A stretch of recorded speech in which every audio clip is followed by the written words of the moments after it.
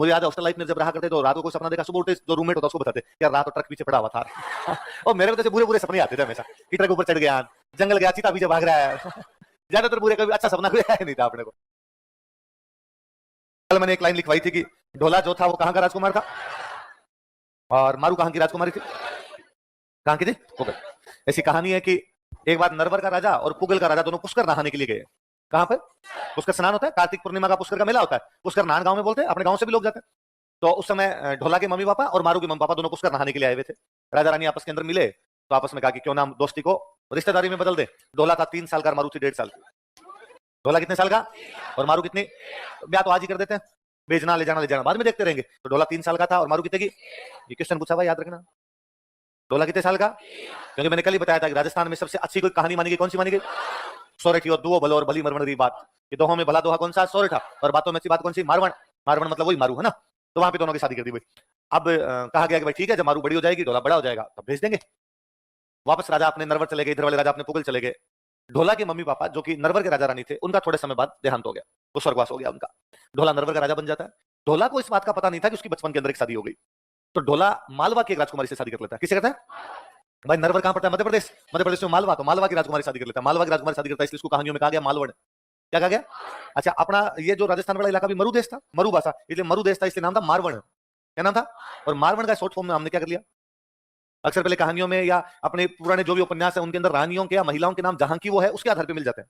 मारू देश की राजकुमारी है मारवण, मालवा की राजकुमारी है मालवा। इलाके से शादी कर लेता है और बचपन में किससे हो रखी थी और उसको इसकी कोई भी जानकारी मारू को भी नहीं पता था। बच्चे जब शादी होगी, घर वालों नहीं पता, कैसे पता चलेगा? अब इधर जैसे ही मारू बड़ी हुई तो पुगल के राजा रानी को लगा कि भाई अब अपने को ढोला के पास मैसेज करना चाहिए कि भाई तुम्हारी शादी हमने बचपन में कर दी थी, तुम्हें पता ही होगा, तुम्हारे घर वालों ने बताया होगा कि जो एक रानी और आ गई थी, इसको इस बात का पता था। मालवण को पता था भाई मेरे पति की शादी और रखी, अभी तक पति को इस बात की जानकारी। तो उसने कह रखा था कि पुगल से कोई लेटर आए पहले मेरे को लाके देना रहे। और जैसे पुगल से लेटर जाता उसमें कहा कि भाई मारू बड़ी हो गई है, ढोला तुम उसको लेके जाओ। मालवण उसको फाड़ के फेंक देती। ढोला के पास मैसेज भी पहुंची नहीं पा। तो अब ढोला को मैसेज नहीं पहुंच पा रहे, ढोला को पता भी नहीं। अब कई दिन बीत जाते हैं, लेटर पे लेटर, रिमाइंडर पे रिमाइंडर डालते हैं, लेकिन वहां से कोई जवाब नहीं। कहानी ऐसा कहती है कि एक दिन मारू जब रात को सो रही थी, उसको सपना आया और सपने में उसको दिखा कि एक राजकुमार उसको लेने के लिए आया है, वो राजकुमार के साथ गई है। तो सुबह उठी, सुबह उठ के अपनी मम्मी को कहा उसने कि मम्मी रात को मेरे को एक सपना आया और सपने में एक राजकुमार मेरे को लेने के लिए आया था। तो उसकी मम्मी रोने लग गई। तूने अरे रो क्यों रही हो? मैंने तो सपना ही बताया, सपना भी अच्छा था, बुरा सपना भी नहीं था। मम्मी ने कहा कि अरे सपना बुरा ही है, क्योंकि वास्तव में तेरा राजकुमार क्यों नहीं आ रहा हमें पता नहीं है। तेरा राजकुमार तेरे को लेने के लिए आना चाहिए था, जो सपना है वो सच वाला सपना ही है, पर क्यों नहीं आता है हमें पता नहीं कैसे। उसने पूरी बात बताई, ऐसे ऐसे तुम्हारी शादी हो रखी है। तो कहती अच्छा क्या कारण है, तुम लेटर भेज रहे हो? हम लेटर भेज रहे हैं, वहां से कोई रिप्लाई नहीं है। तो फिर वो ढाडी जाति के लोगों, ढाडी जाति होती है, ढाडी जाति के लोगों का गीत गाने का काम है ना। तो ढाडी जाति के लोगों को बुलाती है और बुला के कहती है कि देखो लेटर तो वहां तक पहुंच नहीं पा रहे हैं, तुम ढोला के दरबार में जाओ, गीत गा के उसको बताओ कि भाई मुझे लेके जाए। तो फिर वो संगीतकार वहां पहुंचते हैं, वहां जाके ढोला के दरबार में गीत गाते हैं और गीत के अंदर ये कहते हैं कि ढोला मारू बेटी है और तुम जाओ और पुगल जाके किसको लेके आओ। ढोला घर आता है, ढोला अपनी रानी, रानी कौन है उसकी, उसको आ कहता है भाई तू मालवण, एक मारवण और बेटी है और उसको लेके आना है मेरे को। तो मालवण को लगता है कि मरा दिया, अब सोतना जाएगी अपनी। तो वो कहती है अरे अभी तो भयंकर सर्दी का मौसम चल रहा है एकदम, और सर्दी के अंदर तो घोड़ा बेचारा बीमार हो जाएगा और बाहर कैसे निकलोगे, तुम खुद बीमार हो जाओगे, अभी सर्दी का मौसम निकल जाए उसके बाद चले जाना तुम।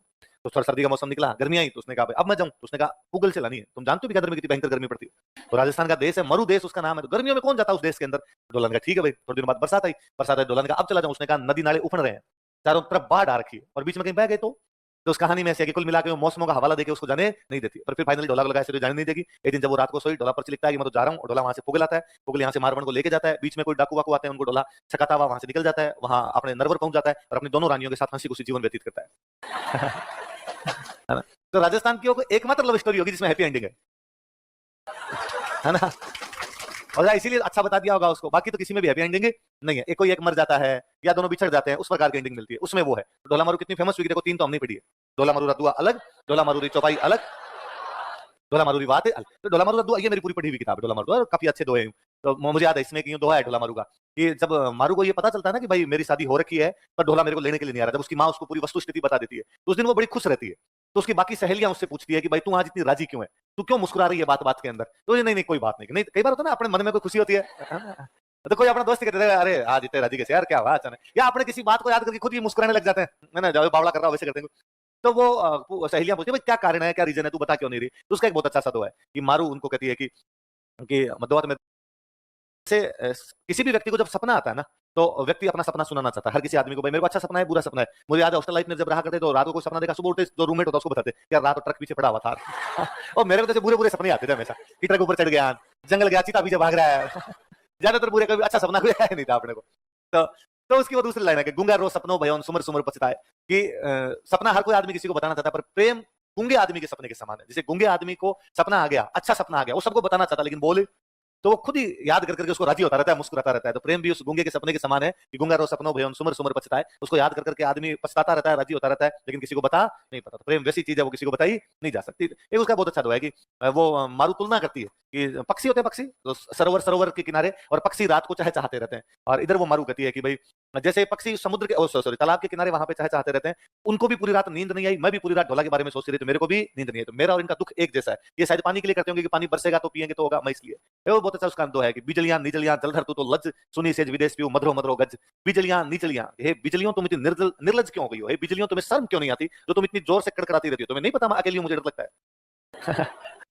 मधुरो मधुरो गज, मतलब धीमे धीमे गर्जना करी थी, तेज बादल गर्जना करते रहते, मुझे डर लगता, थोड़ी बहुत तो शर्म करनी चाहिए तुम्हें। तो वो कहते कि बिजलियां निजलियां, कि बिजलियां तो निर्लज हो गई, ये शर्म नहीं आती। चल तू तो लज, हे बादल तू तो थोड़ी बहुत शर्म कर, तू तो थोड़ी गर्जना थोड़ी धीमे धीमे कर। तो सारे दो यूं शानदार है, एक एक दुआ पढ़ते हैं ना, तो उनमें उसकी सुंदरता का वर्णन, राजस्थान के मौसम का वर्णन, इतने साल पहले की रचना लिखी हुई और एकदम सटीक लगता है आपको कि बारिश का मौसम के वर्णन किया हुआ, उसमें गर्मी का वर्णन किया हुआ है, सर्दी का वर्णन किया हुआ है। याद रहेगी बातें आपके।